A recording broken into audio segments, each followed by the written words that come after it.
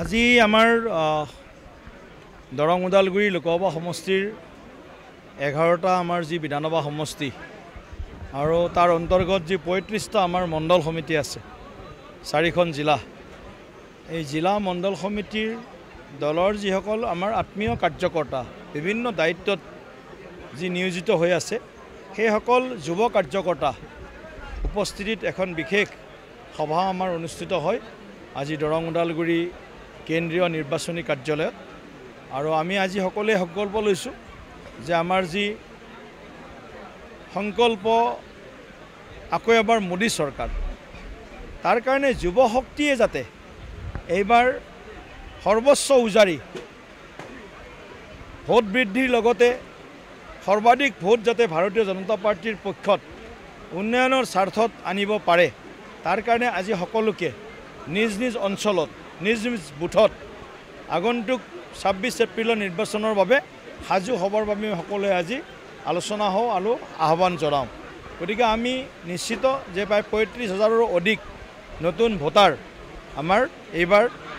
যি প্ৰথমবাৰ ভোট দিব দৰং ওদালগুৰি লোকসভা সমষ্টিত তেওঁলোকৰ নাম সন্নিৱিষ্ট হৈছে গতিকে নতুন ভোটাৰৰ লগতে 40 বছৰৰ তলৰ যিসকল যুৱ ভোটাৰ আছে সেইসকলে যাতে তেওঁলোকৰ পূৰ্বৰ যি আমি দেখিছোঁ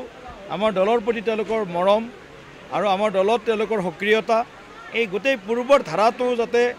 অক্ষুণ্ণ ৰখাই নহয় পূৰ্বৰ ধাৰাটোক আৰু অধিক শক্তিশালী কৰি যাতে যুৱ ভোটাৰসকলে যাতে নৰেন্দ্ৰ মোদী ডাঙৰীয়াক আকৌ এবাৰ প্ৰধানমন্ত্ৰী হিচাপে পতাৰ যি আমাৰ সংকল্প সেই সংকল্পক চৰিতাৰ্থ কৰিব পাৰে তাৰ কাৰণে আজি এই সভাত আজি যুৱ কাৰ্যকৰ্তাসকলে আজি সামূহিক সংকল্প গ্ৰহণ কৰিছে আমি 4 তাৰিখ ভাবিছোঁ 4 তাৰিখে আমাৰ মনোনয়ন পত্ৰ দাখিল হ'ব 4 এপ্ৰিল ৰাতিপুৱা 11 বজাত 10 বজাত শুভেচ্ছা দিব লাগিব আমি শুভেচ্ছা দিব লাগিব BPF মানে জিকিবতো পাৰিব নোৱাৰিব এটা মইতো আৰু মই হেৰি নহয় EVM নহয় যে মই আজি মোৰ তাতে কিমান ভোট আছে কৈ দিব পাৰিম ৰাইজে কি সিদ্ধান্ত ল'ব কাৰণ AIUDFৰ BTRত কি আছে আপোনালোকে ভালকৈ জানে আৰু BPFৰো কি শক্তি আজি বৰ্তমান BTRত সেইটো আপোনালোকে ভালকৈ জানে গতিকে দুইটা দলেই মানে কি বুলি কম আমি বিশেষকৈ আমাৰ দৰং ওদালগুৰি লোকসভা সমষ্টিত দুইটা দলেই মানে দুবন্ত নাও সদৃশ এইটো সমষ্টিৰ কথা কৈছোঁ বিশেষভাৱে গতিকে দুবন্ত নাৱত যদি কোনোবা ভৰি দিব আহে খোজ দিব আহে সেই দুটাতো ডুবিবই খোজ দিব আহাও ডুবিব কি কাম দিব এইটোতো আৰু অলপ চলপ ভোট নষ্ট হ'ব পাৰে গতিকে আজিৰ দিনত জনগণটো পৰিপক্ক হৈছেতো ভোটাৰ ৰাইজ পৰিপক্ক হ'ল মেচিউৰ্ড হ'ল তো পৰিপক্ক ভোটাৰ ৰাইজে নিশ্চয় পৰিপক্কতাৰে নিজৰ বিবেকৰ জৰিয়তে এই যিটো গণতান্ত্ৰিক অধিকাৰ সেই অধিকাৰটো নিশ্চিতভাৱে এটা মানে ফলদায়ী আশাৰে সাব্যস্ত কৰিব কংগ্ৰেছেওতো কিছু ভোট পাব নিশ্চিতভাৱে তেওঁলোকৰো সমৰ্থন আছে কিছু ভোট চবেই পাব কিন্তু সেই 5টা ভোটৰে ভাগ হ'ব 5টা ভোটৰে ভাগ হ'ব এতিয়া কোনে কিমান পায় কোনোবাই 3টা পায় নে কোনোবাই 2টা পায়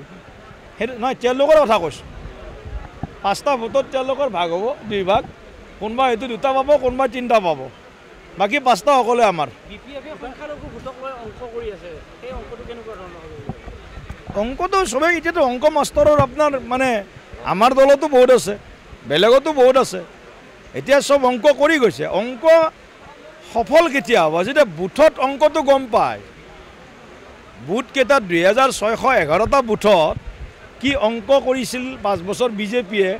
UPPLে AGPয়ে সেইটো অংকহে মেইন এই নিৰ্বাচনৰ 4 দিনত 4 জুনৰ কল্পনা কৰিছে নিৰ্বাচনৰ সময়ত 4 দিন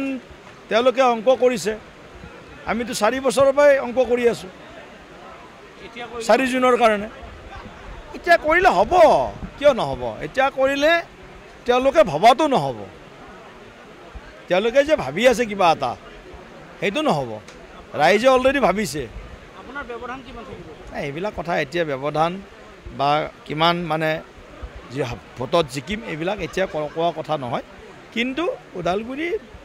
বা দৰং লোকসভা সমষ্টিত অভূতপূৰ্বভাৱে বিজয় সাব্যস্ত হ'ব NDA